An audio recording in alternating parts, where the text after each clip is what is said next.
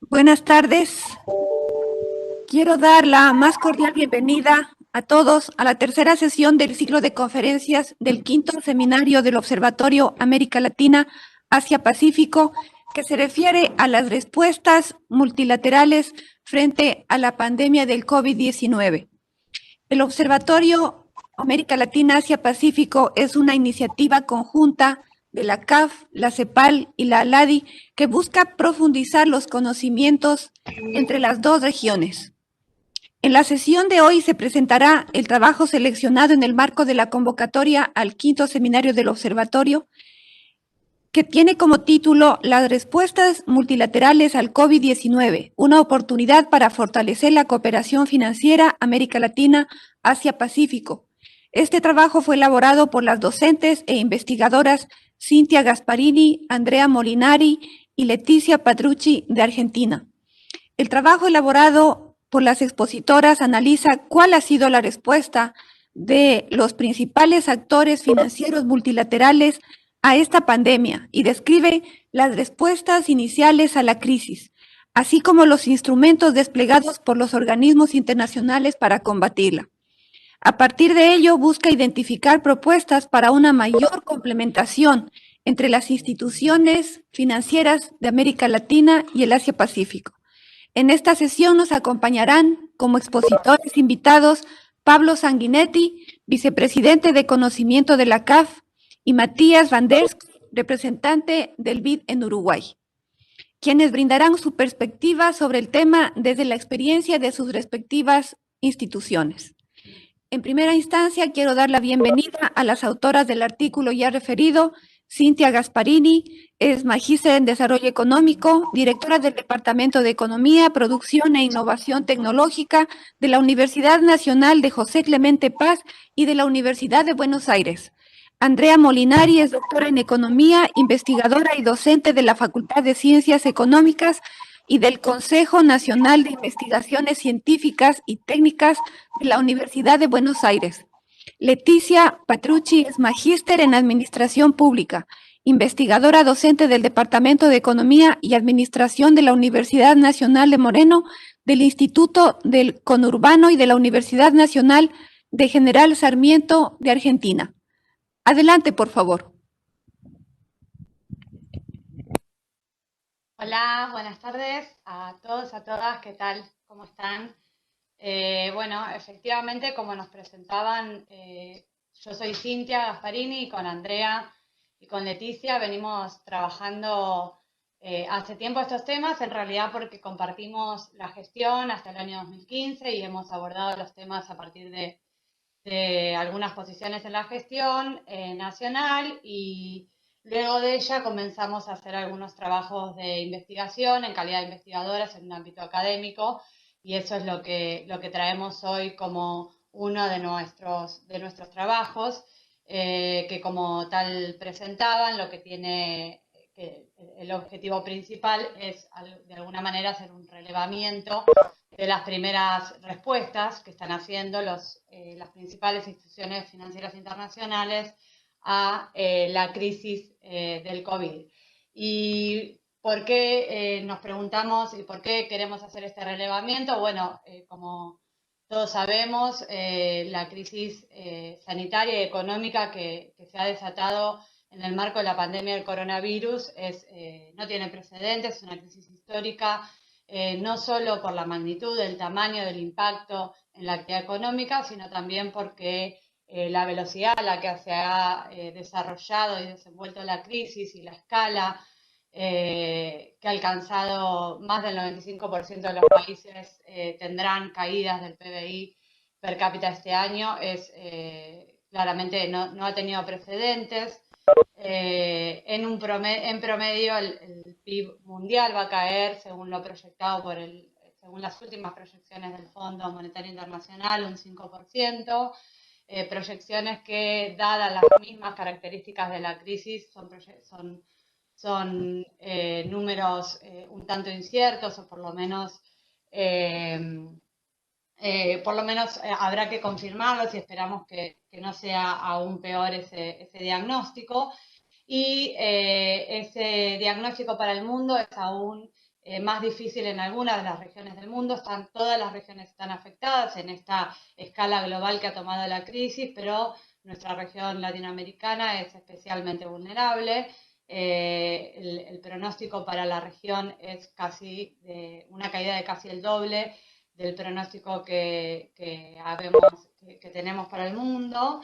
Y esta caída histórica que está desatando la peor crisis económica que ha sufrido la región en su historia, tiene consecuencias muy difíciles y muy desalentadoras, porque en un marco de crecimiento muy moderado, de estancamiento en los últimos años, con una estructura productiva que es muy vulnerable al tipo de crisis que nos enfrentamos, porque las medidas de confinamiento y la caída de la demanda externa pesan muy fuerte en una región que tiene mucha dependencia de las commodities, del precio de las materias primas, dependencia del turismo, dependencia de las remesas en los ingresos. A la vez tiene un gran peso de la informalidad. Las pequeñas y las medianas empresas son las mayores generadoras de empleo. El acceso a la protección social, al sistema de protección social, no es igualitario, por lo tanto, las consecuencias en la pobreza, en el desempleo y en la desigualdad en nuestra región son bastante alarmantes. Y bueno, como decíamos antes, aún así estas proyecciones, estos números que se empiezan a barajar todavía no son determinantes por las mismas características de incertidumbre de la crisis y de la pandemia en general. En este contexto, entonces, si bien todos los países de la región, absolutamente todos los países de la región, lo cual está bastante detallado en los observatorios de políticas, tanto de CEPAL como del Fondo Monetario también, han desplegado respuestas domésticas para enfrentar las consecuencias de la crisis, respuestas que reivindican, por supuesto, el papel del Estado como el único camino posible en circunstancias como estas. Las respuestas seguramente son insuficientes, y en ese marco es que nos preguntamos o necesitamos evaluar si los principales organismos internacionales de crédito pueden estar a la altura para responder, para dar respuestas contundentes, suficientes y a la escala necesaria para mitigar los efectos de la crisis. Además nos representa para nosotros una nueva instancia que implica evaluar si el rol que está siendo cuestionado de la arquitectura financiera internacional, en tanto se viene hablando, se viene criticando en gran parte de la literatura, una capacidad limitada para responder a las necesidades de los países prestatarios, si puede ser reivindicado, si puede ser reafirmado a través de las respuestas a esta crisis. También una AFI, Arquitectura Financiera, que está atravesada por el surgimiento de bancos nuevos, con foco en fuentes de financiamiento asiático, especialmente con el rol líder de China en estos nuevos bancos, y el crecimiento también de los bancos regionales y subregionales. Entonces, en este contexto lo que nos proponemos es evaluar esta respuesta a partir de los instrumentos que han empezado a desplegar estos organismos internacionales, el momento en el que empiezan a hacerse cargo de alguna manera de los desafíos de la crisis y el papel que deben jugar estos organismos en la crisis, el rol que juegan en la gobernanza global, y vamos a hacer algunos comentarios también sobre las implicancias que creemos, o las líneas que creemos que pueden ser empezar a pensar en sinergias entre esta nueva arquitectura financiera internacional y nuestra región latinoamericana. Algunas características para presentar el análisis. Hemos seleccionado 6 instituciones que las dividimos de alguna manera en hegemónicas, las hegemónicas, o lo que llamamos el mainstream de la multilateralidad, donde analizamos la reacción del Fondo Monetario Internacional y del Grupo Banco Mundial. Luego, instituciones regionales, y ahí vamos a circunscribir el análisis al Grupo BID y a la Corporación Andina de Fomento, y también vamos a analizar los nuevos bancos con liderazgo de China, donde tenemos el Banco Asiático de Inversión en Infraestructura y el nuevo Banco de Desarrollo de los BRICS. Este análisis es un análisis descriptivo, exploratorio, de relevamiento de las respuestas, de sistematización y relevamiento de las respuestas a través de las fuentes oficiales de comunicación que encontramos en los sitios web de los organismos y que están en los comunicados de prensa, los documentos publicados allí por organismos, declaraciones de funcionarios, algunos recursos audiovisuales, siempre institucionales, comenzando desde los primeros indicios de la crisis en enero con la pandemia, con la enfermedad o el virus desatado en China, hasta el trabajo entregado que fue que relevó hasta mitad de junio, pero con algunas cifras actualizadas que hemos hecho ad hoc para la presentación de hoy, teniendo en cuenta esto que les decía, que el análisis es un análisis descriptivo, exploratorio, para empezar a pensar si la arquitectura financiera internacional está respondiendo al gran desafío que representa la crisis del COVID. Y para comenzar este análisis, como les decía, la primera parte o esta división que hicimos entre hegemónicos, regionales y los nuevos bancos asiáticos, donde lo que queremos es entender si hay alguna dinámica diferente entre ellas y si hay también alguna posibilidad de coordinación entre estos tipos de organismos. El primero que analizamos es el Fondo Monetario Internacional. Todos conocemos al fondo, sabemos que obviamente es una institución líder en tanto tiene 189 países miembros y domina la escena internacional de financiamiento por los recursos que posee, y que a pesar de que viene siendo utilizado en repetidas crisis y ha otorgado en los últimos 10 años 172 préstamos a países, con lo cual cobra un lugar primordial junto al Banco Mundial en la escena internacional. Tiene, por supuesto, algunos cuestionamientos en torno, por un lado, a las respuestas que ha dado a ciertas crisis domésticas en términos de préstamos que han sido caracterizados por condicionalidades, con un sistema de monitoreo y supervisión muy fuerte de las políticas económicas de los países y que a veces ha sido muy cuestionado por qué significó ello en la resolución de las crisis domésticas. Y también porque el sistema de gobernanza, si bien se viene ayornando en los últimos años con distintas revisiones al cálculo de las cuotas, que es un poco los pesos de cada país y lo que determina el poder de voto de cada país, sigue siendo cuestionado porque no termina de reflejar el peso creciente de los emergentes. En este caso, América Latina, igual que en el Banco Mundial, pesa más o menos en un 10% del voto total, y tenemos por otro lado Estados Unidos con más del 15% del voto y por lo tanto el poder de veto en las decisiones del organismo, y China, segundo país mundial, tiene solamente un 6% del voto. Esta es un poco la caracterización que hacemos para cada uno de los organismos. Vamos a tratar de ser mucho más sintéticas en esto para ir un poco más a la respuesta del artículo, que es el objetivo del artículo en particular. El fondo obviamente está en el centro de la escena por ser esta institución líder, y cuando vemos el momentum, el timing de la reacción del fondo a la crisis, lo que vemos es como un hito el informe de riesgos que le presenta al G20 en la reunión de ministros de Economía y presidentes de bancos centrales de febrero. Y en ese informe, un informe de 7 páginas de riesgos, aparece el coronavirus, ocupa un solo párrafo del informe.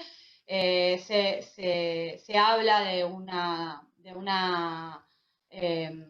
detenimiento del crecimiento en China, pero pareciera todavía tenerse cierta confianza, una posibilidad de contener el contagio y de que la crisis no se expanda tanto para Occidente. Ese informe que se presenta más o menos el 20 de febrero, en 10 días pierde completamente validez cuando la misma directora gerente del Fondo Monetario junto al presidente del Banco Mundial declaran la tragedia humana y el reto económico que significaba el coronavirus.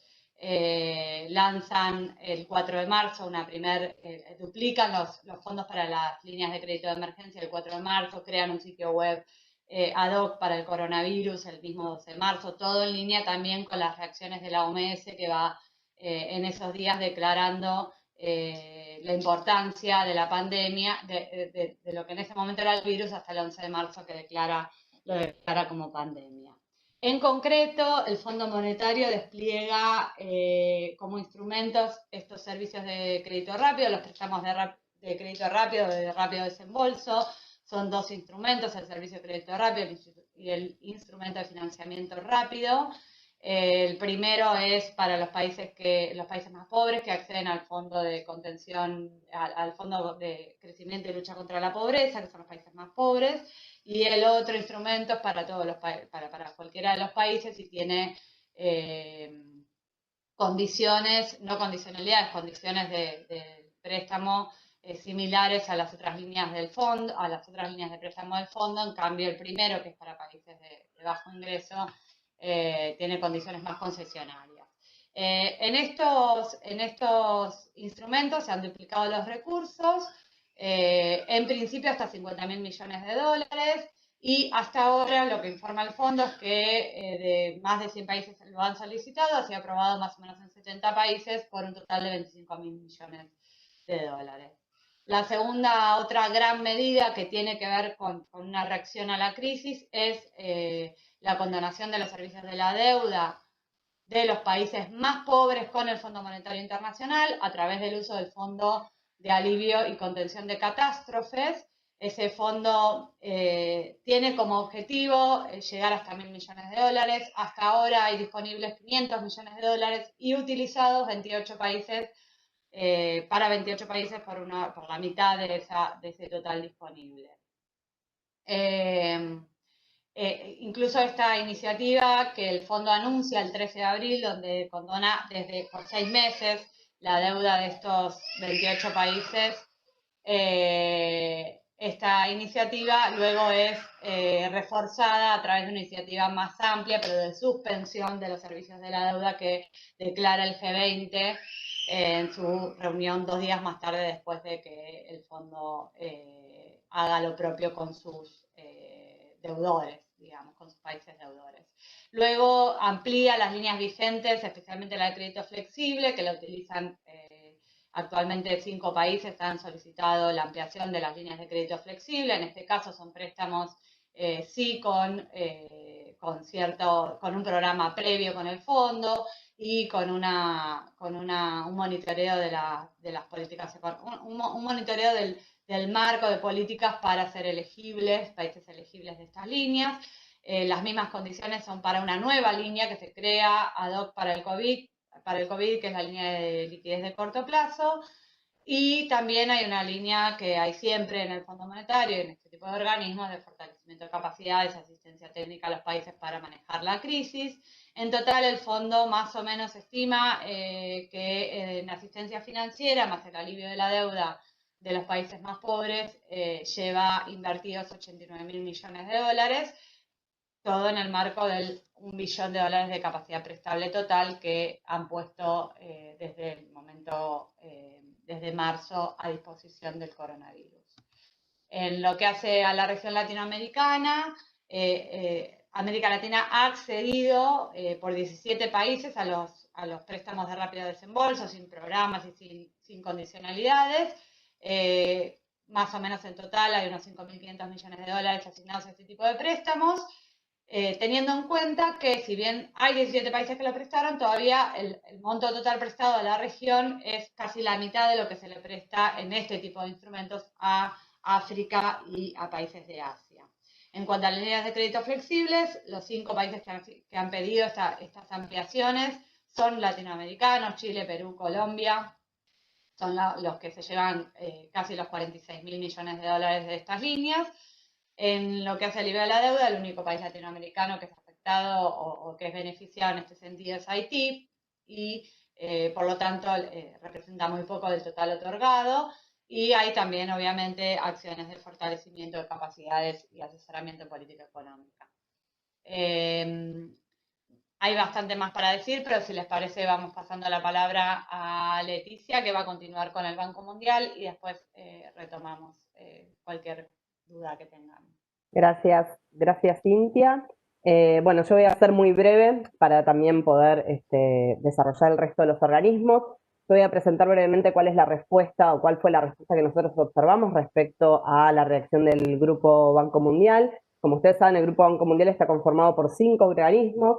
De esos 5 organismos nosotros nos concentramos en 4, en la ventanilla que es para países de ingreso medio, el BIRF, la ventanilla que tiene que ver con las operaciones, préstamos más concesionales para países de bajos ingresos, la corporación, que es para la ventanilla del sector privado, y el organismo de garantías, de otorgamiento de garantías, el MINGA. Bueno, lo que observamos es, lógicamente, una primera reacción muy temprana a la fuertemente focalizada en el accionar del banco en Asia y una mirada muy centrada en, digamos, la cuestión más de la atención de la salud y de la emergencia sanitaria, pero sí ya con una preocupación en términos de la escala global de esta emergencia, crisis sanitaria.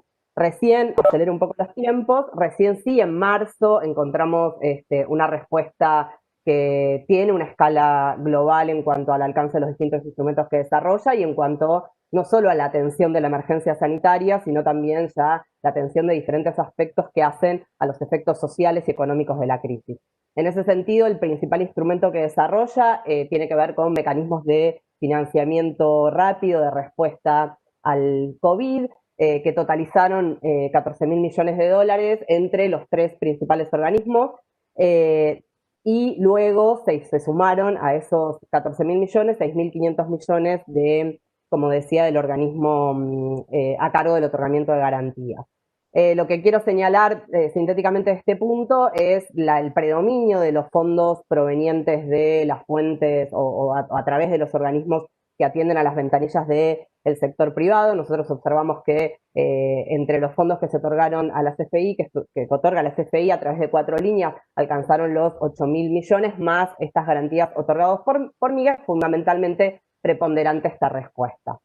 Luego, en la siguiente filmina, lo que vemos es cuál es el impacto de lo que fue la respuesta soberana a la crisis. Tiene que ver fundamentalmente con préstamos que alcanzaron 4.000 millones de dólares, una línea de 4.000 millones de dólares a través del BIRF y de la IF, donde el BIRF respondió con préstamos a 5 países y la IF con préstamos a 20 países. Ahí también lo que vemos es que la respuesta para América Latina fue bastante limitada, hasta donde nosotros pudimos relevar, había atendido financiamiento a 8 países y representaba el 5% de estos recursos. Paso rápidamente lo que queda sin, por favor, de esta filmina de Banco Mundial, y paso, la que sigue es la que les comentaba, tiene que ver con el monto que otorgó la IF. Pasamos una más y ya ingresamos en la CAF.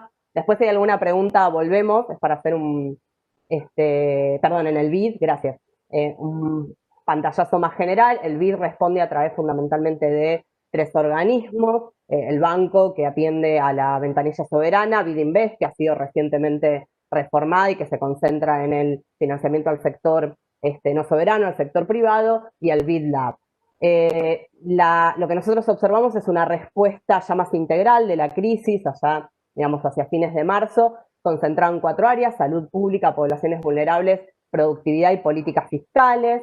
Dentro de los recursos que el banco vuelca para la atención de la crisis, nuevamente vemos el predominio, lo mismo que observamos en el Banco Mundial, de las ventanillas que atienden al sector no soberano. Por el lado soberano hay 3.200 millones y un conjunto también de reprogramaciones de préstamos y de donaciones, de los cuales nosotros observamos que se destinaron hasta ahora, hasta el momento del corte, 2.203 millones en 14 países y una donación para el Caribe de 750.000. En el caso de los no soberanos, como dije, totalizaron 7.000 millones, 4.000 millones mediante el programa de inversiones más a largo plazo de BID Invest y 3.000 a través de garantías y préstamos para comercio exterior. Pasamos a la siguiente. Y finalmente, la respuesta de CAF. la respuesta de CAF viene muy en sintonía con la acción de los propios gobiernos de la región. Hay una primera respuesta en la reunión de directorio de marzo que fundamentalmente aprueba 2 líneas, una línea de crédito contingente regional por 300 millones que otorgaba hasta 50 millones por país y cooperaciones técnicas no reembolsables por 5 millones también para país. Básicamente esta primera línea de crédito contingente de distintos instrumentos de rápido desembolso y también, digamos, más ágiles, estaba fundamentalmente orientado a la atención de los sistemas de salud y luego, inmediatamente después, a fines del mismo mes de marzo, lanza una línea mucho más amplia de crédito de emergencia por hasta 2.500 millones, de la cual hasta donde nosotros pudimos relevar, obtuvieron, en el momento del relevamiento había 2 países a los que sumamos después algunos 3 países más, y también cooperaciones técnicas, aumentó el monto de las cooperaciones técnicas que alcanzaron ya, además de ser mayor volumen, alcanzaron ya a 8 países. Bueno, súper rápido, cualquier cosa volvemos sobre alguna de estas líneas. Le paso la palabra a Andrea. Gracias, Leticia y Cintia. Bueno, en realidad esta filmina habla un poco del contexto del surgimiento de los nuevos bancos y un poco lo que estamos tratando de reflejar es que los nuevos bancos, el Banco Asiático de Infraestructura e Inversión y el nuevo Banco de Desarrollo de los BRICS, son 2 iniciativas muy nuevas, arrancaron en 2016 y básicamente lo que muestran es una muy baja inserción de América Latina como miembros plenos de los bancos. Simplemente tenemos 3 países en estos momentos de América Latina que son miembros y bueno, tal vez hacia ahí se va a ir un poco nuestra reflexión final respecto de un poco la cooperación sur-sur entre América Latina y Asia Pacífico. La próxima, por favor.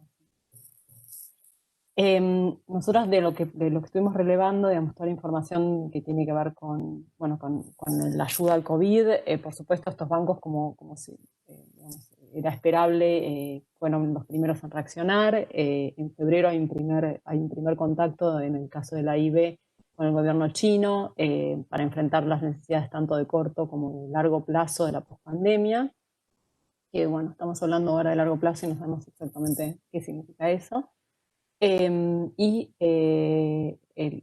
enfoque adoptado para ayudar a paliar los efectos de la pandemia con un mecanismo de recuperación de la crisis COVID que ya se pone en marcha en abril por 18 meses con 5.000 millones de préstamos de política en préstamos de política y 10.000 millones en financiamiento tanto público como privado, con una flexibilidad y una adaptación a la demanda permanente muy característica de la, aunque corta, operatoria ya del banco de la AIB, y financiando 3 tipos de proyectos, algunos de financiamiento para emergencia, otros para el apoyo fiscal y presupuestario inmediato, y el tercero para financiamiento a corto y mediano plazos, todos enfocados a la pospandemia.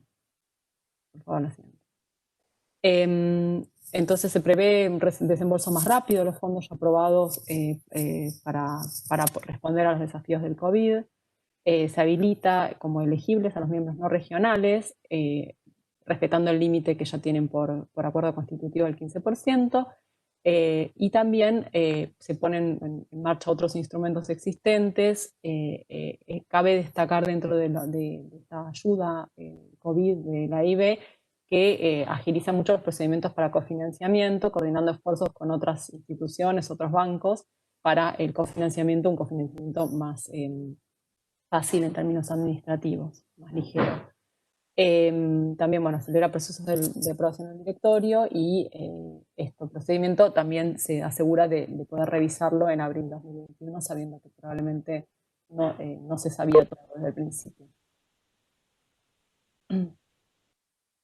Bueno, en cuanto al nuevo Banco de los BRICS, también arranca un poco con su respuesta en febrero, con un programa de asistencia de emergencia para combatir el COVID, poniendo a disposición distintos instrumentos, y en este caso lo que nos interesa mucho resaltar es que lanza el primer bono de lucha contra el COVID en RMB.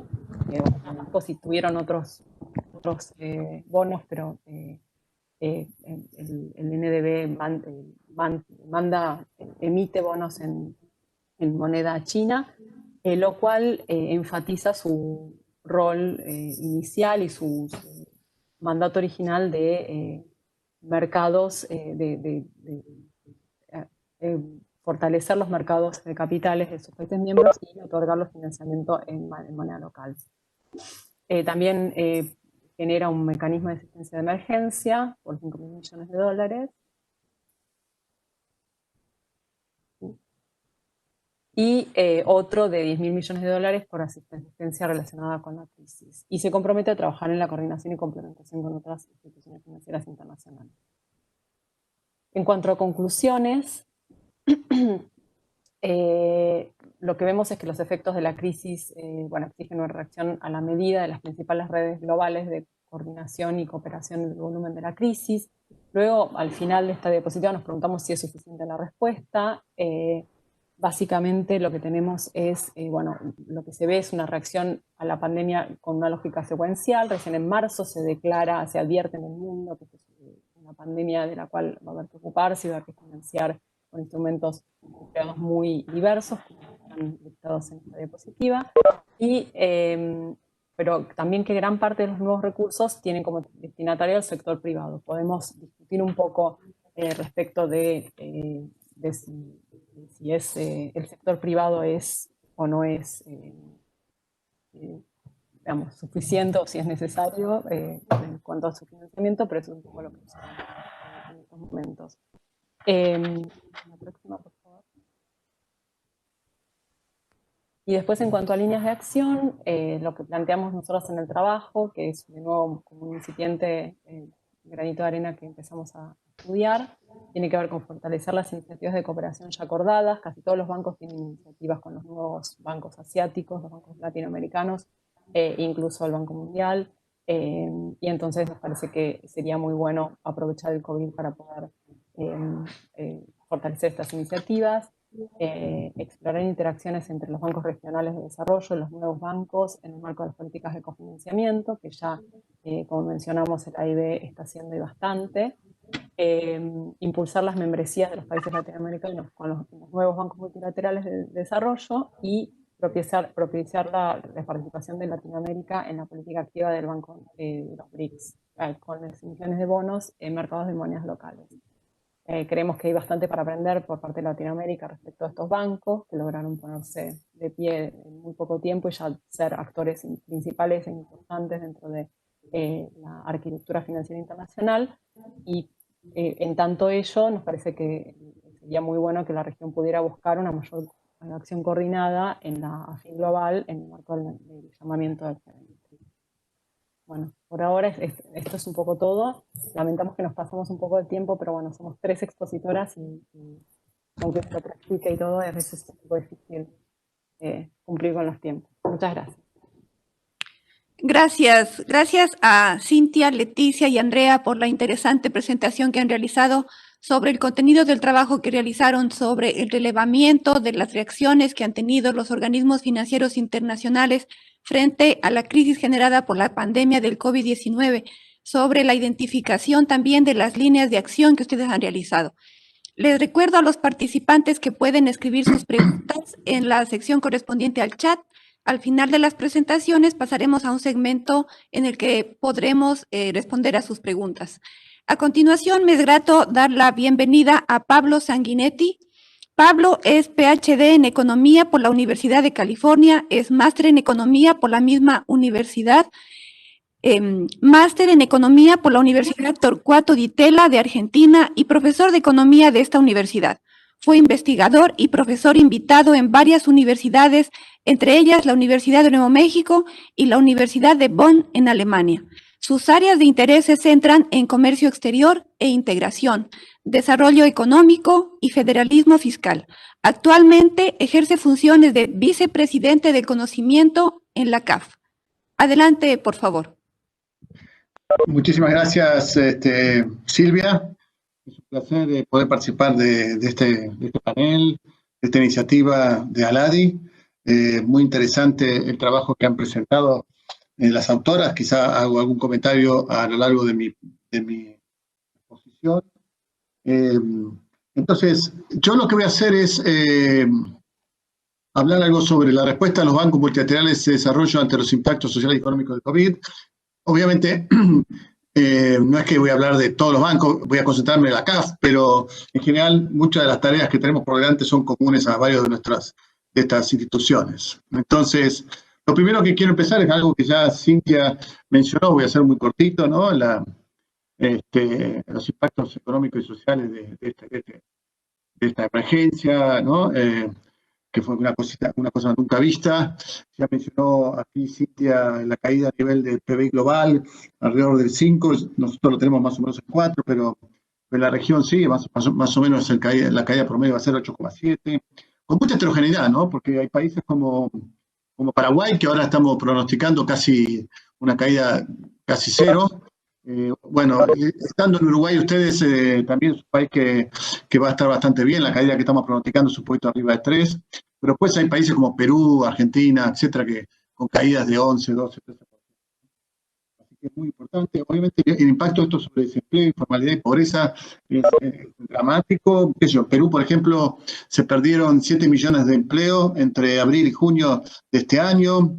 En Ecuador, lo que ellos llaman el empleo decente, que sería algo parecido a empleo formal, cayó de 40% de la mano de obra a 20% de la mano de obra en 2 o 3 meses. En Colombia la tasa de empleo llegó al 20%. En Perú la tasa de pobreza va a subir del 20 a 27% de la población. Esto es perder 10 años de trabajo. O sea, indicadores que la verdad hablan de un impacto muy fuerte. Los países, por supuesto, reaccionaron. No voy acá a entrar al detalle, a través de políticas fiscales de ayuda a familias y empresas. Esto implicó aumentar déficit, quizá también endeudamiento, y también políticas monetarias bastante agresivas. Por primera vez muchos bancos centrales tienen la tasa de interés cercano a 0,25, 0,50, y han ayudado a la banca a través de líneas de liquidez, etcétera. De todas formas, como también dijeron las autoras, esto alivia parcialmente algunos de los problemas de este shock, pero no resuelve, no va a evitar esta caída que mencioné antes. Y lo más importante es que esta recuperación va a ser lenta a futuro, ¿sí? No vamos a tener una recuperación vigorosa como hubiéramos esperado o quizá hubiéramos anticipado allá por marzo, abril. ¿Por qué es eso? Bueno, porque primero el virus, ¿no? El tema científico. Todavía no se da con una solución sobre eso, las vacunas están todavía en forma muy experimental, y entonces se van a mantener políticas de distancia social por más tiempo, y eso va a afectar la actividad económica de ciertos sectores, ¿no? Donde hay más contacto físico. Por otro lado, se va a mantener la incertidumbre, ¿no? Sobre qué va a pasar con las economías. Esto va a afectar los incentivos de la inversión privada y también entonces va a generar menor nivel de actividad, digamos. Por supuesto, por otro lado, ahí va a haber poco espacio fiscal. Los gobiernos hoy se están gastando toda la pólvora que tienen en tratar de mitigar la emergencia, ¿no? En tanto familias y firmas. Y por lo tanto, queda poco espacio fiscal para el año que viene, digamos, para políticas más de tipo no tanto asistencialistas, sino más de inversión pública, en infraestructura, etcétera. Así que eso también va a estar un poco restringido y eso también va a afectar la recuperación. Por otro lado, como ya dije, este shock está generando cierre de empresas y aumentos de informalidad muy importantes, y eso tiene efectos en la productividad a largo plazo, ¿no? Una empresa no es solamente las máquinas, sino, por supuesto que no es solamente eso, sino hay todo un trabajo de generar emparejamientos entre habilidades de trabajadores y necesidades de las empresas, que eso toma tiempo hacerlo, y una vez que una empresa cierra, ese capital intangible se pierde, ¿no? Y por supuesto, si los trabajadores van al trabajo informal, allí pierden habilidades, es más difícil después volver a trabajo formal. Entonces, esto todo afecta a la productividad. Y un último elemento que va también a afectar la recuperación es que tenemos una generación, digamos, de jóvenes entre, no sé, 14, 15 años y 20, 25 años, en donde los procesos educativos, tanto a nivel básico, secundario o terciario, se han interrumpido, y esto va a afectar también la productividad de la economía, ¿no? Entonces ahora lo que quiero hablar, tengo 10 minutos más, es sobre una agenda para la recuperación y qué lugar tienen allí la banca multilateral de desarrollo, ¿no? Primero, un primer paso es esto que ya estuvieron en el trabajo, se da con mucho detalle, que es este tema de generar mayor acceso a financiamiento concesional, ¿no? Por un lado, los países van a terminar este año con altos déficits y sobre todo altas deudas. En promedio, casi 10 puntos del PIB van a aumentar las deudas. En algunos países como quizás Perú, Panamá, Paraguay, no importa mucho, quizás Chile, porque la deuda aumenta de 30%, 20% a 40%, pero en varios de nuestros países ya están en 60, 65, y eso lo lleva a niveles de 75, 80%, Brasil casi 90%, y entonces esto puede complicar entonces la estabilidad, ¿no? Si la deuda no se ve sostenible. Entonces, generar financiamiento para poder refinanciar estas deudas a tasas concesionales y que entonces no haya necesidad de hacer un ajuste fiscal, digamos, muy abrupto, digamos, el año que viene o el próximo o el otro, que comprometa también el nivel de actividad, es muy importante. Los países centrales están haciendo déficit de casi 15 puntos del PIB, ¿sí? Es como si fuera una guerra. ¿Y cómo van a hacer ellos en el futuro? Lo van a hacer como lo hicieron después de la Segunda Guerra Mundial, etc. Lo van a hacer a través de políticas monetarias y fiscales muy expansivas, que mantienen las tasas de interés muy bajas, más bajas que la tasa de crecimiento, de hecho están en cero negativas, y eso les permite, digamos, en el tiempo, acomodar en el tiempo los ajustes fiscales necesarios. La pregunta es si eso está disponible para América Latina, y la respuesta es que no tanto, y sobre todo en muchos países no está. Pero no solamente necesitamos el financiamiento para refinanciar estos déficits, estas deudas que crecieron, sino para nuevas inversiones. Como decía, la recuperación va a requerir inversión en infraestructura, económica y social, por ejemplo, también generar mecanismos de garantías fiscales del fisco para que las empresas puedan acceder a los préstamos a tasas más bajas, etcétera, ¿no? Bueno, ¿qué está haciendo la banca? Bueno, CAF, allí en el trabajo se menciona esta línea por 2.500, en realidad terminó siendo 3.800 millones de dólares, porque hubo más pedidos. También hubo este crédito de emergencia al principio, de 300 millones a 50 millones simplemente para temas sanitarios, ¿no? Y como también mencionó el trabajo, esquemas de cooperación técnica, ¿no? Ahora, por supuesto el BID, el Banco Mundial, sí no notó tanto, pero muchos de estos bancos de desarrollo tienen límites para, digamos, extender más su hoja de balance, de ir más allá de estos préstamos. ¿Por qué? Porque tienen restricción al capital, ¿no? Al final, si bien son bancos semipúblicos que funcionan tienen buenos rankings, etcétera, pero si extienden mucho sus préstamos y no su capital, las agencias de rating empiezan a revisar esto, entonces las tasas de interés, los bonos que flotan en estos bancos empiezan a subir tasas de interés, y por supuesto no les pueden prestar más barato a los países. Entonces hay una limitación de capital para que estos países, para estos bancos en la situación actual puedan seguir expandiendo el crédito quizá o a la tasa que lo hicieron este año, ¿no? Porque lo que se trata aquí es, uno ve de vuelta lo que está pasando en Europa y Estados Unidos, en donde en Europa, por ejemplo, lo que pasa es que el fisco, digamos, en la Comunidad Europea, los fiscos de cada país emiten paquetes de garantías muy fuertes, ¿sí? Mucho de los 15% de déficit de los países tiene que ver con esos paquetes de garantías, en donde los bancos, a través de los bancos se lo distribuyen a las empresas. Estas empresas con esos créditos pueden tomar préstamos de la banca más barata, y a su vez la banca puede redescontar eso al Banco Central Europeo a tasas casi negativas, no casi negativas. Entonces, digamos, hoy por eso lo mismo está pasando con la FED y el fisco y el Tesoro en Estados Unidos. Entonces, hoy por hoy vemos una liquidez muy fuerte en los países centrales, que está en parte ayudando a que la crisis no sea tan fuerte. Y uno lo ve, por ejemplo, en Estados Unidos, ¿no? Donde inicialmente se pensaba que el PIB iba a caer mucho más fuerte, y ahora estamos empezando una caída del 6%, algo así. Bueno, la idea es poder trasladar algo de esa liquidez global a América Latina, ¿no? Entonces hay que ser un poquito más ingenioso y crear quizás nuevos instrumentos. En ese sentido, las ideas de cooperación internacional, y que en el trabajo se menciona, y que quizás ahí el grupo del G20 puede un rol importante, es muy importante, ¿no? Entonces, desde CAF estamos promoviendo un fondo de inversión en infraestructura donde haya algún capital de países así desarrollados, contra el cual se puedan emitir bonos, que puedan financiar préstamos a largo plazo en infraestructura, por ejemplo, para la etapa de recuperación, ¿no? Por otro lado, más allá de lo que se puede hacer a nivel de la banca multilateral y la cooperación y de nuevos instrumentos,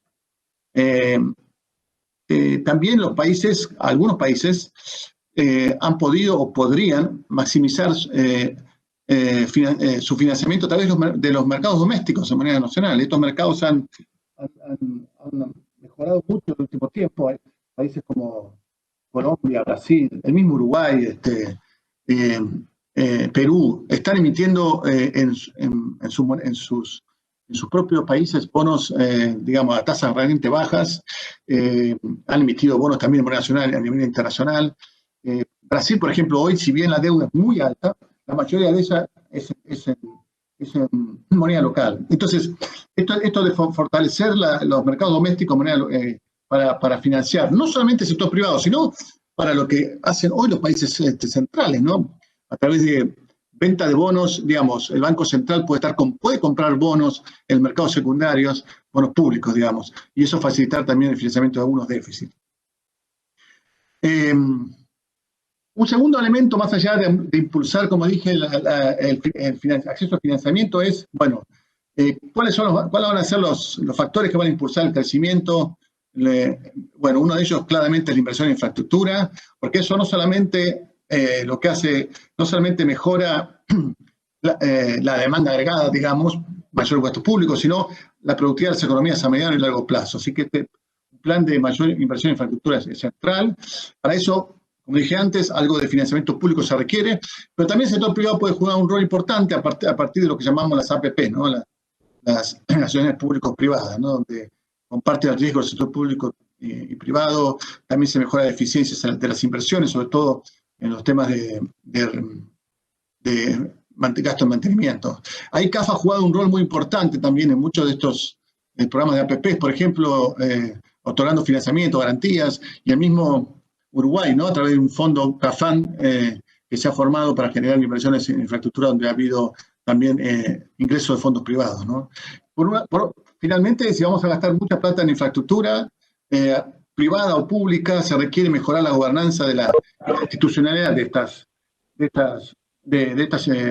estas inversiones. En el pasado hemos tenido serios problemas con los temas de corrupción, así que mejorar la capacidad de los gobiernos para planificar estas inversiones, primero identificarlas, planificarlas, evaluarlas y fiscalizarlas es muy importante. Allí hay mucho para hacer y creo que allí también CAF está colaborando con los gobiernos. Por otro lado, requerimos que el sector privado se recupere, porque necesitamos que el motor del crecimiento, si bien puede estar impulsado por acciones del gobierno, en términos de apoyo a la inversión pública, subsidio a las familias, a las empresas, finalmente lo que va a generar crecimiento a largo plazo es un sector privado vigoroso que invierta, genere empleo de calidad.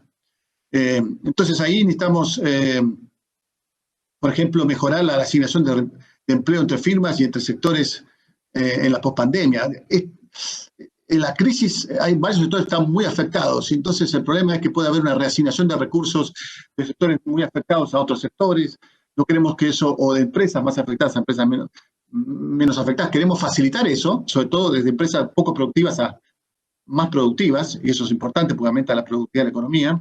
Tampoco queremos que se cierren empresas que son viables, ¿no? Esto lo dije antes, es muy importante. Por otro lado, en estas circunstancias quizás requeramos también algunas regulaciones laborales para facilitar esa reasignación de trabajadores, digamos. Sectores muy golpeados como el turismo, estos trabajadores pueden reasignarse a otros sectores que hoy están mucho mejor. Pensemos, qué sé yo, sector de manufactura de alimentos o otros sectores que hoy tienen mejor performance. Por supuesto, no solamente se trata de mejorar la reasignación de empresas en el sector formal, necesitamos también aprovechar para reducir la informalidad, ¿no? Que como dijimos es tan alta, y aquí necesitamos tener entrenamiento, seguro de desempleo. ¿Por qué el seguro de desempleo? El seguro de desempleo, por ejemplo, Uruguay, ¿no? Uruguay es el país con menos formalidad de América Latina, informalidad, y su sistema de protección social, un elemento importante es el seguro de desempleo, que se expandió, ¿no? ¿Y por qué necesitamos seguro de desempleo? Porque necesitamos que los trabajadores de empresas formales que pierden su empleo, temporalmente están desocupados, no tomen el primer empleo que les llegue, que sea informal, porque eso va a implicar caídas en sus habilidades y en la productividad. Entonces, por eso el seguro de desempleo cumple un rol fundamental en mejorar esta reasignación de trabajo, sin costos de productividad. Por supuesto, a estas firmas hay que darles financiamiento. Hay CAF, no solamente dio estas líneas que conté antes, CAF está trabajando en una línea muy importante con los bancos nacionales de desarrollo de 1.800 millones de dólares para justamente permitir esquemas de garantía, créditos a pymes, a exportadores, etcétera, ¿no? Hablando de eso, también requerimos apoyar la inserción internacional de la firma y la digitalización de las cadenas productivas, ¿no? Termino con las medidas de inclusión social, que estas ya algunas no hace falta mencionarlas, pero tienen que ver con ayuda a las familias vulnerables. Esto muchos países han implementado en esta emergencia estas medidas. La pregunta es cómo transicionamos una vez que la cosa empieza a normalizarse parcialmente y de esas medidas para que sean compatibles con la acumulación de capital humano y la búsqueda de empleo formal. Ahí CAF coopera mucho con el tema de conocimiento y asesoramiento a los gobiernos. Y por supuesto, la infraestructura social también es muy relevante para la inclusión social. Ahí no solamente ayudamos con financiamiento, sino con capacidades para preparar los proyectos y evaluarlos, ¿no? Finalmente, ahora sí termino. Necesitamos muchos gobiernos, la emergencia ha puesto en prueba las capacidades de los estados, ¿no? Entonces también necesitamos mejorar las capacidades institucionales de los gobiernos para responder. Y aquí hay una línea de acción que muchas multilaterales y en particular CAF ha trabajado, que es este tema de la digitalización de los servicios públicos, ¿no? Ya era una tendencia, por supuesto, que venía antes de la pandemia, pero se ha acelerado y puede ser una respuesta, no la única. Esto ha mejorado mucho, o puede mejorar mucho el acceso y la eficiencia de los servicios, pero no solamente eso, ¿no? Sino también la transparencia y la rendición de cuentas, ¿no? Entonces, ahí estamos colaborando mucho con los gobiernos en esta agenda. Termino entonces ahora sí, diciendo que estamos ante una crisis sin precedentes. Muchos antecedentes de política de crisis previas no son quizá un buen ejemplo. Los mercados financieros internacionales privados no bastan para poner el financiamiento requerido para la reconstrucción, entonces se requiere más cooperación internacional, darle más poder de fuego al fondo, pero también capitalizar quizá a los bancos multilaterales de desarrollo como BID, CAF, generar nuevos instrumentos para financiar inversiones en infraestructura a tasas concesionales. Después hay que acompañar a los países, ¿no?, para el diseño, seguimiento y evaluación de las medidas de la emergencia y de la recuperación, porque de vueltas, estamos en circunstancias muy especiales y necesitamos aprender de lo que estamos haciendo y mejorarlo. Por otro lado, el acceso al sector privado es muy relevante para mejorar el crecimiento del empleo formal. Y finalmente, el tema de las capacidades públicas, ¿no? O sea, en este momento de crisis, muchos gobiernos han tenido una crisis política porque la sociedad no los ve a la altura para responder, o no, se han generado buenos líderes porque han podido responder. Entonces, es muy relevante para generar legitimidad y mejor eficiencia en la implementación de las políticas. Bueno, gracias. Perdón, creo que me pasé con el tiempo.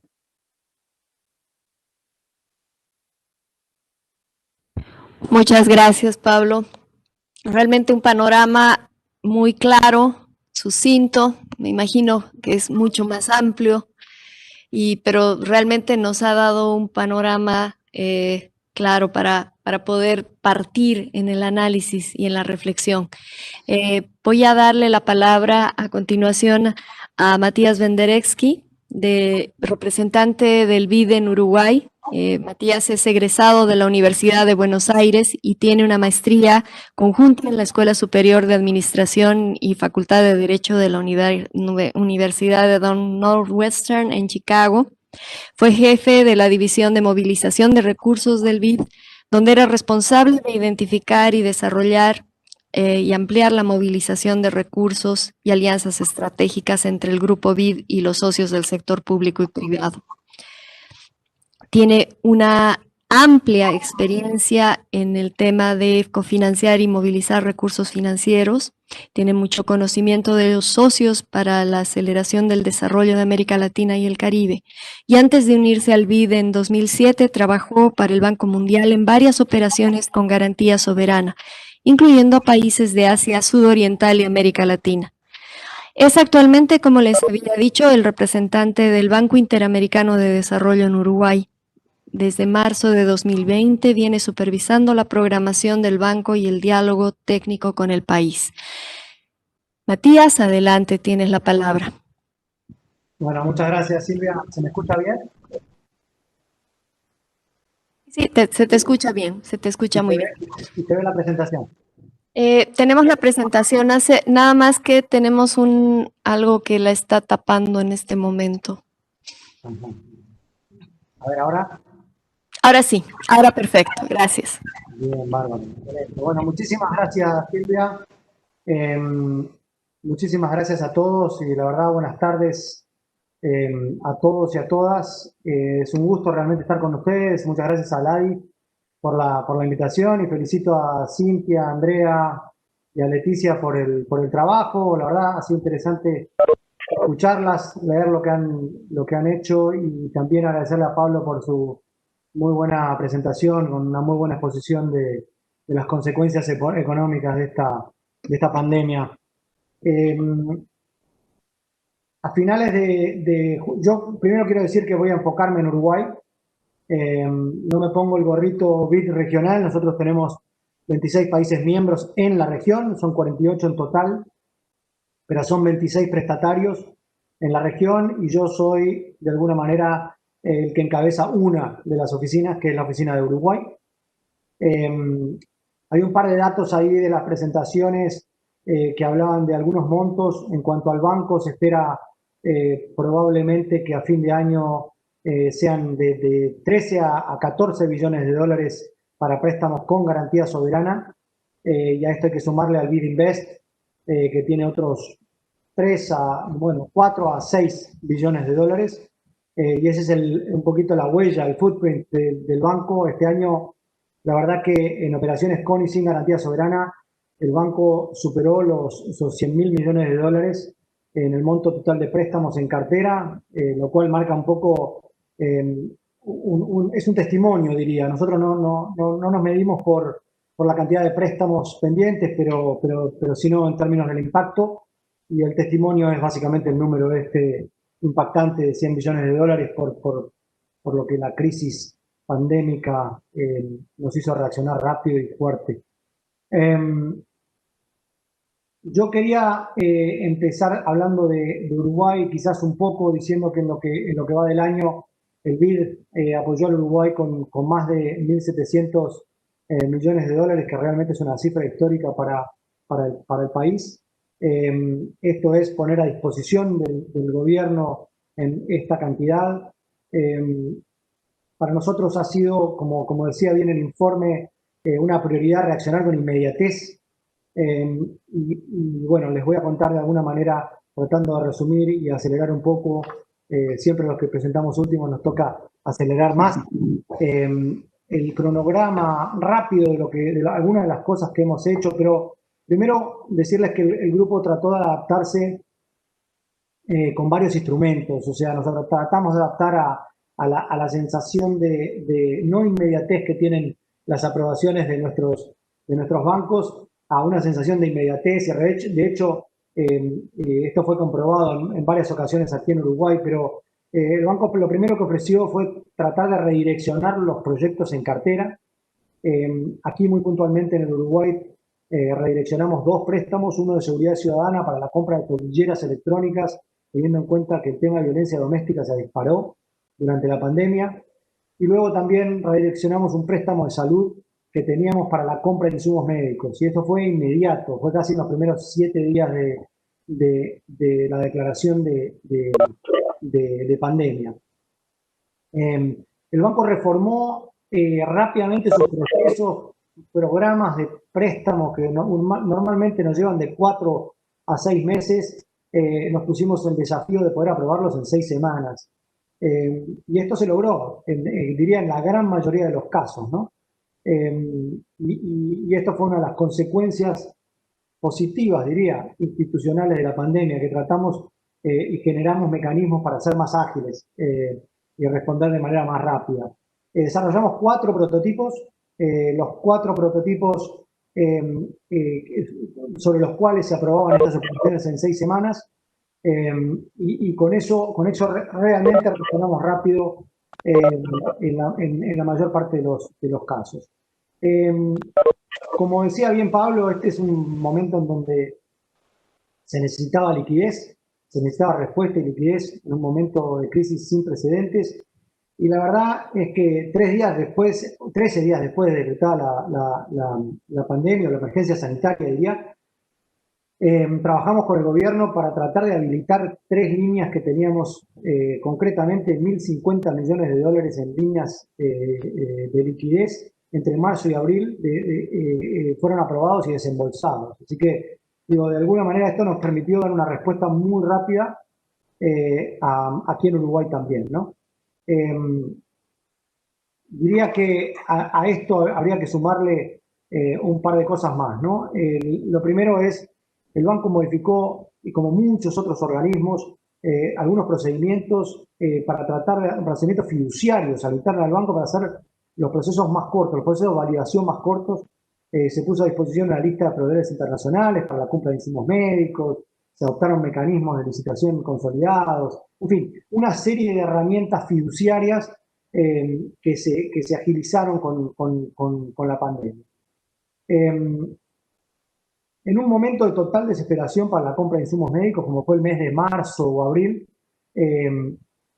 cuando todos los países competíamos con todos los otros países para la compra de insumos, me refiero específicamente a los kits de testeo y a los respiradores, pero sobre todo a lo primero, logramos hacer algo que realmente fue único en el momento que lo hicimos aquí en el Uruguay, y por mérito de una política que lleva muchísimos años, junto a la ANI, el Instituto Pasteur y ADGEN, empezamos a trabajar en kits de testeo de origen uruguayo, digamos, de industria uruguaya.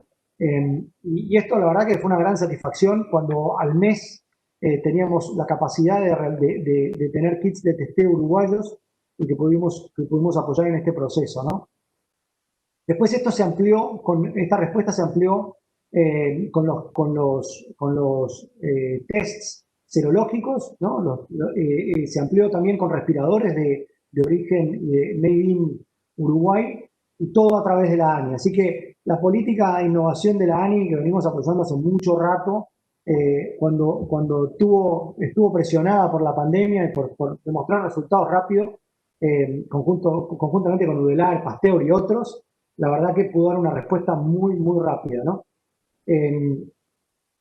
Bien, de alguna manera esto fue el comienzo de la intervención, diría, del banco en el Uruguay, y tratamos de apuntar a 3 cosas, ¿no? Tratamos de apuntar con nuestros préstamos y nuestras cooperaciones técnicas, a apuntar al tejido social, al tejido empresarial, y también, obviamente, a dar respuesta a la emergencia sanitaria más inmediata. Y eso fue lo que hicimos con los respiradores y con los test serológicos. Luego pensamos qué más podíamos hacer, y en diálogo con el gobierno surgió la posibilidad de capitalizar al SIGA, que básicamente es un producto de garantías para tratar de llegar a las pymes con una línea flexible, y lo hicimos a través de la capitalización del SIGA PYME, SIGA Emergencia.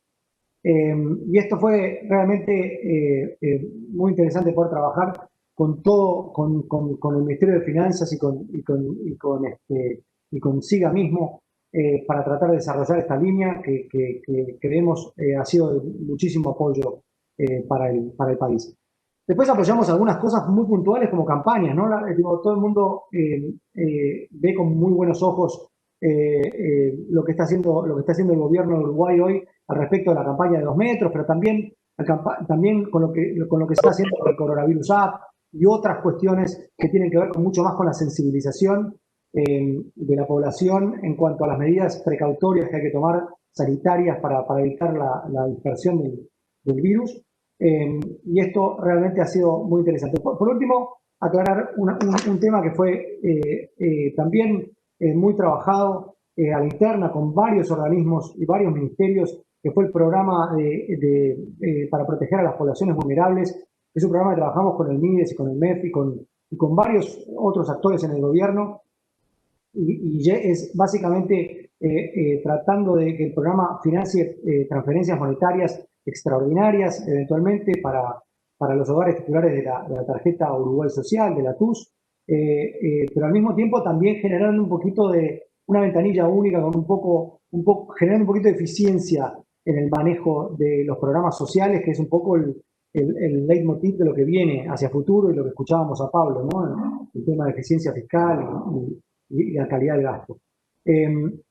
Esto fue realmente muy interesante y todo este trabajo en realidad que han sido créditos fue acompañado con cooperaciones técnicas, ¿no? Digo, nosotros hemos apoyado con alrededor de 5.5 millones de dólares al gobierno uruguayo con cooperaciones técnicas en diversos ámbitos, que además a esto hay que sumarle las cooperaciones técnicas regionales. Hemos coordinado con varias instituciones, obviamente con la CAF, sobre todo en lo que tiene que ver con la parte privada de las PPPs, que estamos cofinanciando juntos, pero también con el Banco Mundial. Con el Banco Mundial trabajamos en lo que nosotros llamamos un programa de políticas, un PBL, por 350 millones de dólares fiscal, en donde también el Banco Mundial tuvo una participación propia, coordinada con nosotros y con PNUD también y con varios otros. Hemos venido coordinando, y esto habla un poco del paper que nos presentaron, de la coordinación entre entidades. La verdad que quiero decir que esto el trabajo del pasado nos posiciona en el presente y creo que nos permite proyectar a futuro. Estos 6 ejemplos que les presenté rápidamente son una pequeña muestra de las cosas que el banco vino haciendo en algunos de los países prestatarios, en la mayoría de los países prestatarios diría. Pero es muy importante destacar que todo lo que se hizo acá en el Uruguay, hablando específicamente del Uruguay, tiene que ver con políticas de largo plazo, ¿no?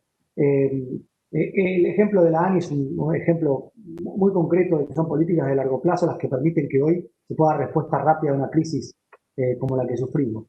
Voy a volver atrás. El tema de educación, quizás género y desigualdad, con el plan Ceibal es un buen ejemplo también de lo que el Estado uruguayo ha venido trabajando desde hace tanto tiempo y que tiene que ver hoy, tiene un impacto directo en lo que tiene en la no presencialidad de las escuelas, ¿no?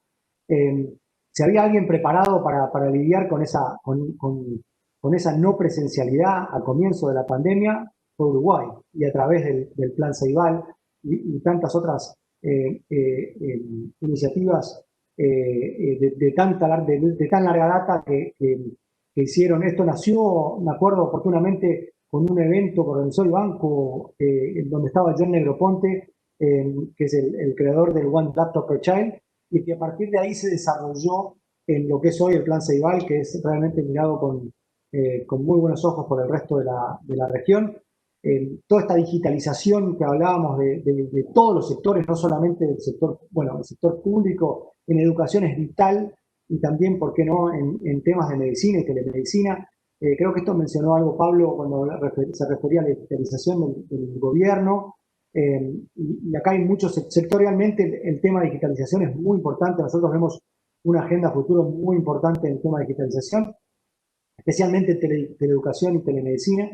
Y creemos que también en la formación y reconversión del capital humano, ¿no? Después podría hablar del tema de salud un poquito más en detalle. Nosotros apoyamos la historia clínica electrónica o digital oportunamente. Estamos en una tercera iteración de un programa, o sea que también es una política de larga data que hoy es más bienvenida que nunca, ¿no? En todas estas cosas en donde Uruguay se destaca por ser o el primero o el más innovador, definitivamente ponen a la historia clínica electrónica, que es relevante no solamente por la incorporación tecnológica en el sector salud, sino también por el impacto en todo el sistema nacional, ¿no? A partir de esta pandemia, sobre la calidad del diagnóstico y eventualmente del tratamiento. Así que, digo, es otro de los ejemplos muy interesantes que nos lleva del pasado al futuro en el Uruguay. Después, podría mencionar muchas cosas más, pero creo que nos vamos quedando sin tiempo.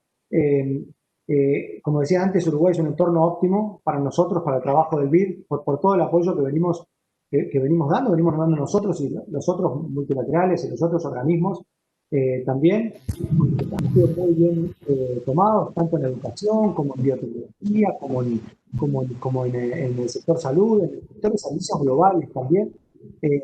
Poder transformar al Uruguay, poder dar el salto de calidad para transformarse en un hub de servicios globales, es algo que realmente hoy se ve mucho más claro en el horizonte, ¿no? Para transformarlo aumentar primero el capital humano con competencias digitales avanzadas y después crear nuevos emprendimientos intensivos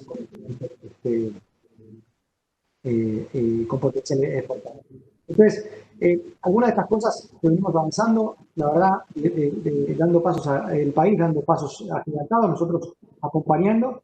Y bueno, lo voy a dejar ahí porque la verdad que si no nos vamos muy largo, hay varias otras cosas, como los temas de reforma pensional, el tema de energía, también, y descarbonización, que creo que son importantes. Uruguay tiene una matriz del 97% renovable, y creo que eso hay que aprovecharlo como historia y hay que ir aún más profundo, ¿no? Tiene que convertirse en un líder en varias de las tecnologías que hoy Asia está dominando. Quizás un referente para América Latina tiene esa oportunidad. Así que lo voy a dejar ahí y lo voy a abrir a preguntas, o lo vas a abrir tú, Silvia, quizás a preguntas, pero yo dejo mi presentación en eso. Muchas gracias.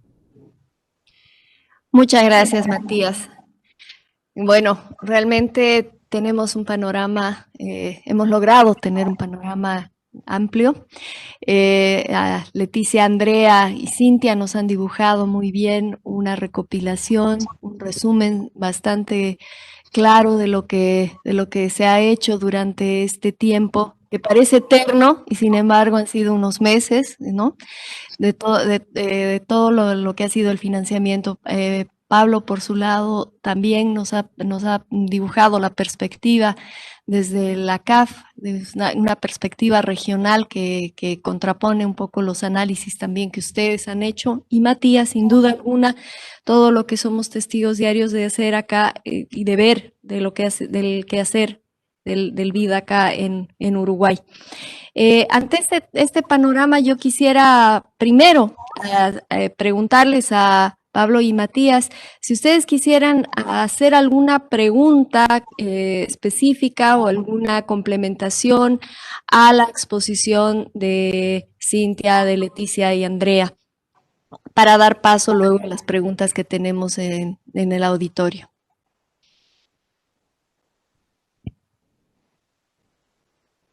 Pablo.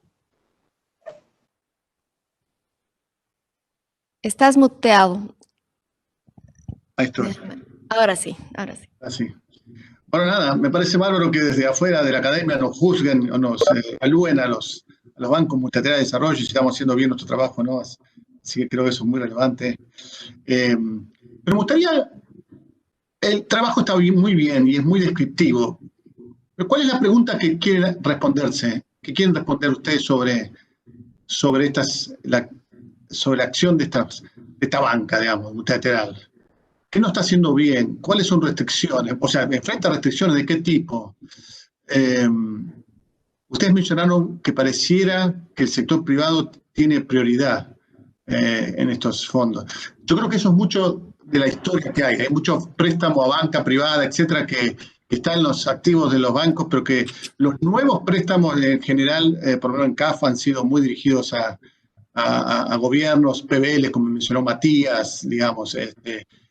Obviamente tenemos este préstamo a los bancos nacionales de desarrollo también para complementar el sector privado, pero creo que hay que mirar con más detalle esos números, a ver en qué medida esto efectivamente habla de que el sector privado sea priorizado, cuando uno esperaría que hoy por hoy, digamos, todo tiene que canalizarse en buena medida a través de los gobiernos. Pero digo, más que eso, digamos, ¿qué hipótesis ustedes están pensando sobre en qué medida o no la banca respondió con tiempo o no tiempo? Porque quizás no respondió con tiempo, porque no solamente respondió con tiempo la banca, muchos, porque no entendíamos lo que era este fenómeno, ni siquiera la OMS tenía claro qué iba a pasar, y entonces todo el mundo estuvo como al principio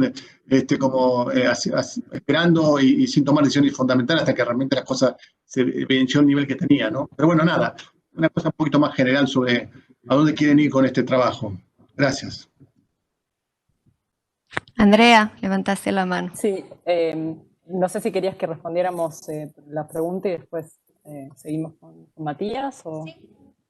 Bueno, te respondo una partecita y después seguro mis compañeras vamos a seguir trabajando el tema. porque además se condice con una de las preguntas que estaba en el chat, creo, del sector privado. A ver, ¿qué estamos buscando? Desde ya que no pretendíamos buscar ni resolver ni responder, digamos, si era suficiente o no. Por eso lo pusimos como una pregunta al final y sabemos que hay literatura secundaria que, digamos, Ocampo, entre otros, que ya está diciendo que no le parece que la reacción ha sido suficiente, por lo menos comparada con lo que fue la crisis de 2008, ¿no? Entonces no buscábamos responder eso. En realidad, siendo un fenómeno muy reciente y casi sintiendo que estamos haciendo periodismo, digamos, y siendo aparte, bueno, como teniendo como ya una necesidad de entender los fenómenos antes de explicarlos, lo que nos parecía interesante en este trabajo era ver cómo habían sido las primeras reacciones, ¿no? De una forma muy descriptiva, como tal vez hasta desde la academia, pero no con un método académico de hipótesis, digamos, un poco más descriptivo y más exploratorio para poder entender un poco primero eso, después que esto nos lleve a alguna otra cuestión que probablemente sea responder esta pregunta que estás haciendo vos, pero no creo que ahora, digamos, yo creo que necesitamos digamos, por lo menos, digamos, que llegar a lo que se llama la pospandemia, que ni siquiera sabemos exactamente, digamos, qué es lo que significa eso, ¿no? Entonces, me parece que tu presentación también, aprovecho ya para comentar un poquito, digamos, me parece que tu presentación complementó muchísimo lo que nosotras queríamos decir, porque, digamos, das como un panorama como, bueno, macro y de lo que estamos también pensando desde la CAF, y es muy bueno estar en correlación respecto de cuestiones de coordinación y de cooperación internacional, que nos parece que es como la salida que podríamos llegar a pensar para esto. Y también que hayas mencionado la restricción de capital de los bancos, porque la verdad que tampoco, digamos, nosotras sabemos un poco lo que está pasando también en estos bancos, en estos organismos, y sabemos que estos organismos tienen limitaciones. Cuando uno dice no es suficiente, sabemos que por qué no es suficiente, ¿no? Entonces, tampoco queríamos caer en la lógica de, bueno, no es suficiente porque tienen restricción de capital, entonces tienen que capitalizar. Sí, digamos, eso todo va de suyo y sabemos que eso es cierto. Pero en principio nos parecía como interesante ver un poco cómo había sucedido y nos encontramos, por ejemplo, con un ninguneo por parte de nuestra reacción o negación, no sé, en términos psicoanalíticos, respecto de la pandemia hasta marzo, ¿no? Que por supuesto se condice con la declaración de la pandemia, pero digamos, hasta marzo nadie era muy, no estábamos muy atentos. Y en marzo arrancamos, y estoy hablando digamos, de la sociedad también, no solamente de los bancos, con todo, y las respuestas, bueno, fueron, yo creo que lo mejor que hubieran podido ser, digamos. No sé si hubiera esperado algo mucho mejor, porque, digamos, tenemos bancos con restricción de capital y que ya venían con esta restricción de capital de hace mucho tiempo, ¿no? Creo que queríamos decir algo más sobre el sector privado.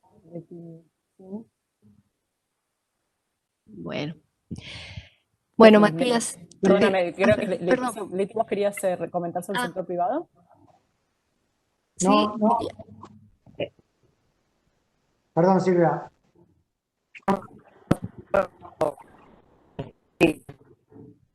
Como quieran. A ver, si querían adicionar un poco más. Yo más bien les propondría que en el marco de esto estoy viendo que hay muchas preguntas que se están de alguna manera orientando a estas respuestas, pero si tú, Matías, querías adicionar algo o alguna de Leticia o Cintia que quisieran adicionar algo más. No, simplemente, la verdad que más que una pregunta es un comentario y quizás hasta me atrevería a decir que sugerencia. Yo creo que, o sea, si nos vamos a poner a hablar del capital, si es suficiente o insuficiente, creo que es una discusión que no tiene un final feliz, digo, por lo menos desde los multilaterales, ¿no? O sea, el capital que los organismos multilaterales tienen es insuficiente, ya era muy insuficiente antes de la pandemia y ahora es mucho más insuficiente, ¿no? Está todo el trabajo de hacer millones a los trillones y cómo hacemos para atraer al sector privado, cómo estos organismos, nosotros, podemos ser más eficientes trayendo al sector privado a coinvertir con nosotros, ¿no? A movilizar recursos del sector privado. Hay muchísimo escrito, yo vengo de ese mundo anterior y sé que es muy, muy complejo y es muy, para usar un anglicismo, muy tricky, muy poco tramposo, tratar de entrar en esa disquisición, ¿no? Yo creo que un próximo trabajo podría ser en un paso siguiente, tratar de entender qué es lo que se necesita para que nosotros, organismos internacionales, podamos atraer mucho más capital privado. América Latina, estoy hablando. Se habla de 2.3 trillones de dólares que se necesitan para llegar a cerrar las brechas de los ODS. Y eso era antes de la pandemia. Podemos multiplicarlo por 2 hoy. Entonces, digo, siempre va a ser insuficiente el capital. Pero trayendo al sector privado a coinvertir con estos organismos, muy probablemente cerremos un poco, no sé si vamos a llegar a los 4 trillones de dólares, pero eventualmente podremos cerrar un poco más las brechas, ¿no? ¿Cómo hacemos para atraer a ese capital de manera sistemática? Porque por supuesto que hay muchísimos muy buenos ejemplos, sobre todo acá en el Uruguay, de haber traído a los grandes fondos de pensiones, a los inversores institucionales, pero ¿cómo hacemos para atraerlos en masa a invertir en proyectos? Hoy digo, eventualmente infraestructura, pero también puede haber claramente áreas en donde ellos pueden estar interesados, ¿no? Entonces creo que nuestro sector privado hace un buen trabajo, da capital. ¿Cómo hacemos para que el sector público también lo haga? A través de garantías. Analizar un poquito instrumentos, garantías de primera pérdida, backstop. ¿No? Hay muchísimas cosas que se pudieran hacer en diferentes tipos de proyectos y creo que estaría bueno tener esa perspectiva como complemento a esto que hicieron, que está muy bueno y por lo cual le Muy bien. Bueno, como tenemos el tiempo es otro enemigo, vamos a tratar de responder algunas de las preguntas. Yo les agradezco mucho porque con estas reflexiones estamos abarcando bastante de algunas preguntas que también nos están haciendo en el YouTube. Hay una de ellas que quiero plantearla. La primera es la recuperación de Asia, y está dirigida a las expositoras. Dice, la recuperación de Asia está prevista que sea más rápida que la de América Latina y Europa y Estados Unidos, obviamente. Junto con lo que mencionaban ustedes, después de la pandemia, puede ser clave el financiamiento proveniente de los bancos asiáticos y, por ejemplo, para las nuevas inversiones en infraestructura. ¿Qué opinan? Para ustedes, Cintia, Leticia y Andrea.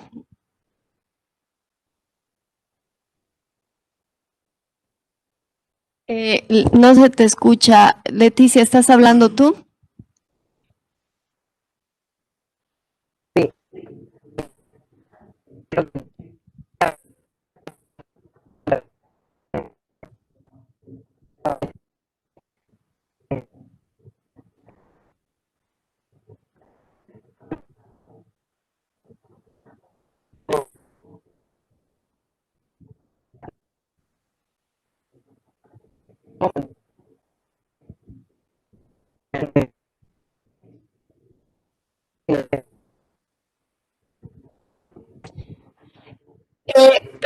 Perdón, Leticia, perdón, no sé si puedes mover un poco el micrófono, está haciendo tierra, tiene un poco de interferencia, no te escuchamos. No, ahora, ahí, a ver, ahora sí. ¿Allí? Ahora, ahí queda, sí. Con muchísimo.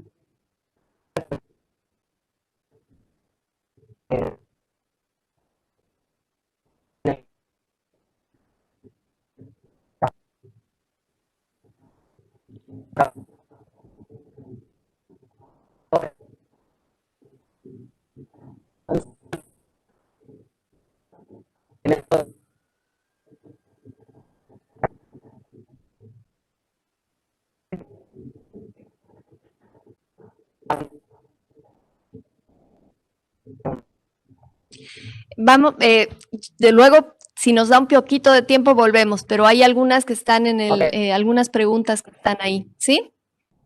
Bueno, a ver, esta va para el BID y la CAF, y dicen que se habla del financiamiento asiático. Para la visión de la CAF y el BID, ¿es competitivo o complementario?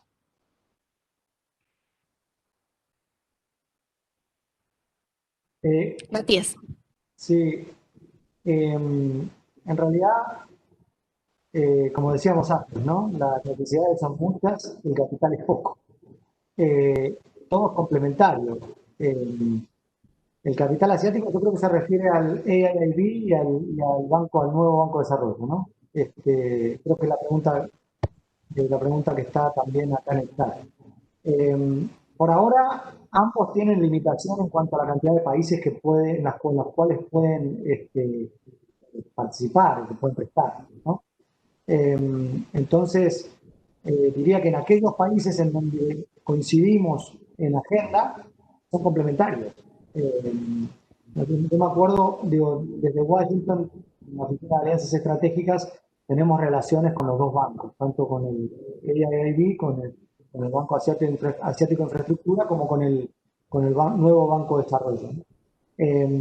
Pero de vuelta, son muy acotados los mandatos en América Latina por ahora. En general, apoyan infraestructura, a lo mejor el nuevo Banco de Desarrollo en Brasil podrá hacer algún préstamo más allá de infraestructura, pero por lo general es infraestructura y en pocos países, y diría que son complementarios por ahora. La verdad es que no recuerdo ningún proyecto que tenga un cofinanciamiento de ninguno de ellos, pero puedo estar equivocado y probablemente eso algún día pueda cambiar. No son bancos, son bancos que tienen capital chino y están en China, pero no solamente capital chino. Muchos otros socios como miembros. No son complementarios, diría, eventualmente. No hemos hecho nada todavía, de vuelta, por el mandato limitado, pero serían complementarios potencialmente. Sí, muy breve, totalmente de acuerdo con Matías. Acá se necesitan muchos recursos, así que no es que estemos compitiendo. De hecho, con el nuevo Banco de Desarrollo, el BRICS, CAF ha estado con muy buen relacionamiento. Yo tampoco podría decir ya ahora mismo si había algún proyecto cofinanciado en algún país, en Brasil, obviamente, donde ellos están y nosotros también estamos, pero ha habido mucha colaboración desde la parte institucional, de conocimiento, o sea que claramente ahí hay espacios para la cooperación a futuro que se puede potenciar. Ya lo está viendo, yo no puedo afirmar cuántas inversiones tenemos conjuntas, pero a nivel de intercambio de ideas y de conocimiento y de proyectos ha habido bastante. Muy bien, ahí en el mismo chat hay una que dice, si existen planes concretos de complementariedad de los organismos de crédito o pesa mucho el conflicto de Estados Unidos con China para que se puedan dar pasos concretos en esta complementariedad. Creo que complementa un poco lo que estábamos hablando.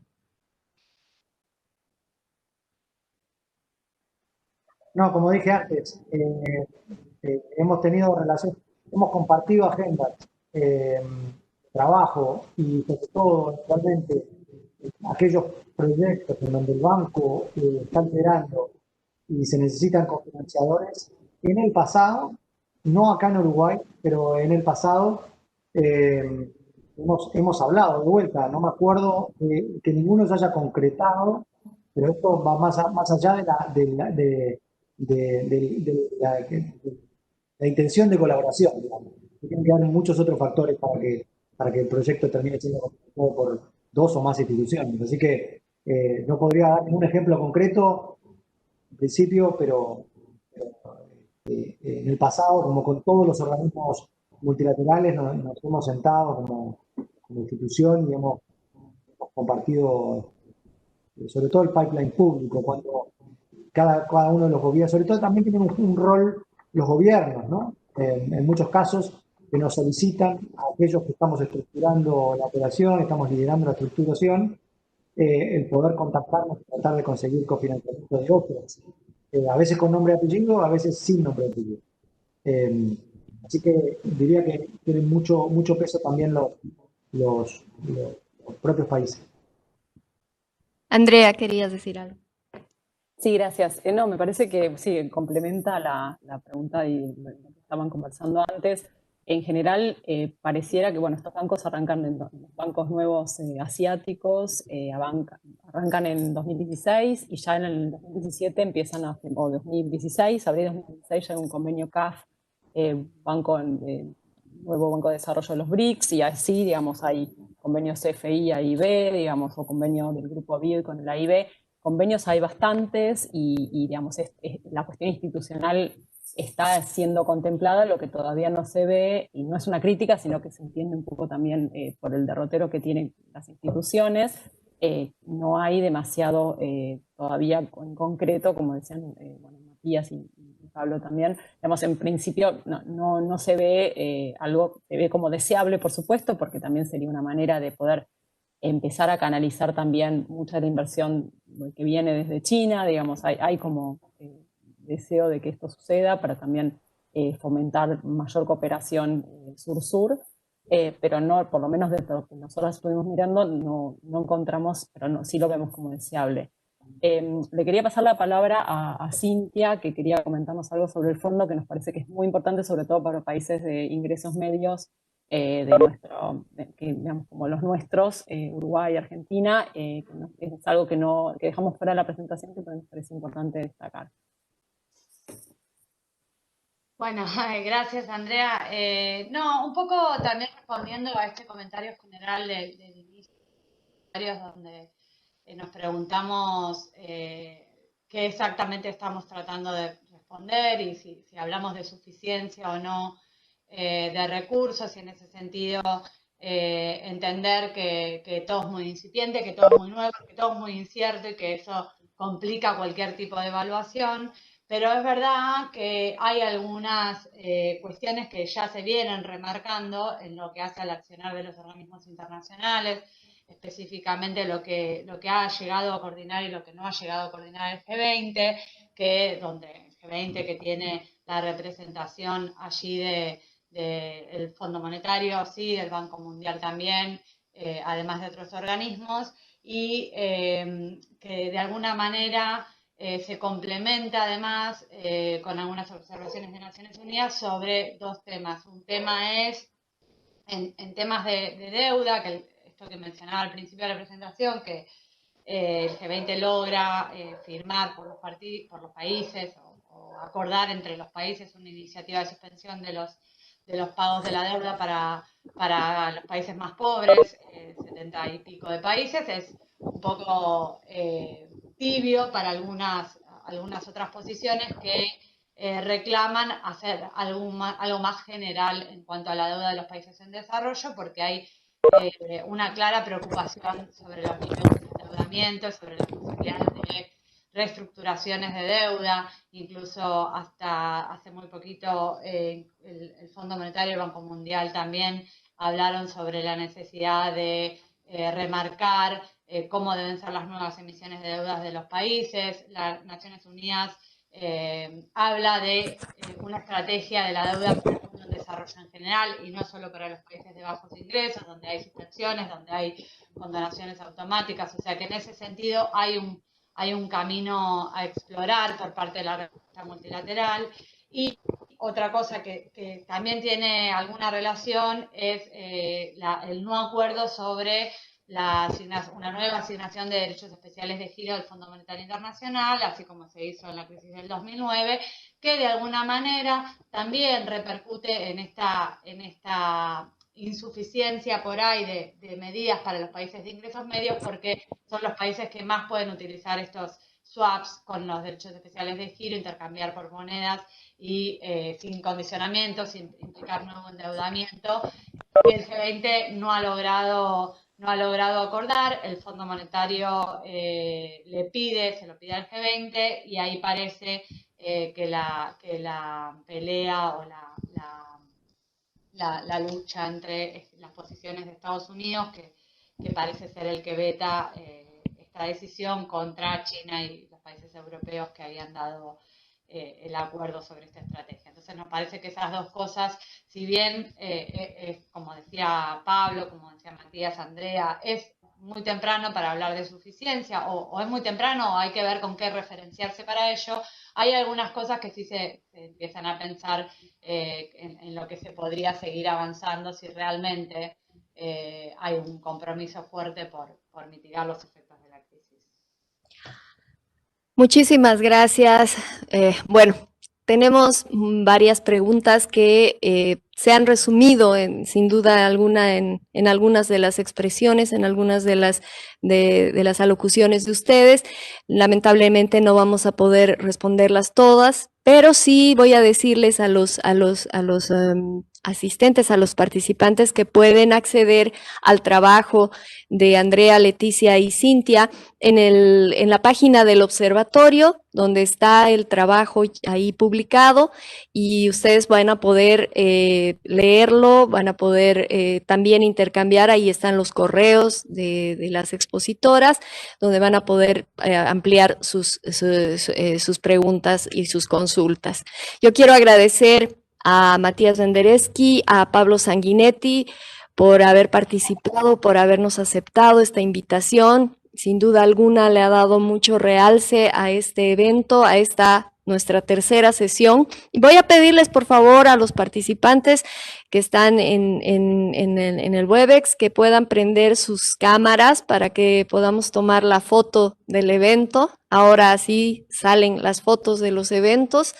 Y bueno, mientras eso sucede, yo quiero nuevamente decirles que esta iniciativa del Observatorio América Latina, Asia, Pacífico es un trabajo conjunto que venimos desarrollando hace muchos años con la CEPAL y la CAF, y es un esfuerzo al que los invitamos, los invitamos a participar constantemente, accediendo a la página, viendo todas las actividades que llevamos adelante, inscribiéndose o registrándose en los eventos para pues seguir promoviendo aún más y profundizando el conocimiento entre ambas regiones. Les agradecemos mucho la presencia a todos ustedes y bueno, esperamos verlos la próxima semana. El martes 29 tenemos la cuarta sesión del seminario académico, que hablará pues ahora sí de las oportunidades de inserción de Latinoamérica en los mercados asiáticos, con 2 exposiciones. Así que bueno, quedan invitados, vamos a mandarles a sus correos la invitación y el vínculo para su registro, y serán bienvenidos como siempre. Muchas gracias nuevamente, que tengan un resto de día ameno y que Dios los bendiga. Gracias. Hasta luego. Muchas gracias. Hasta luego. Gracias por la invitación. Gracias. Gracias por la invitación, por los comentarios. Y por los comentarios, por supuesto.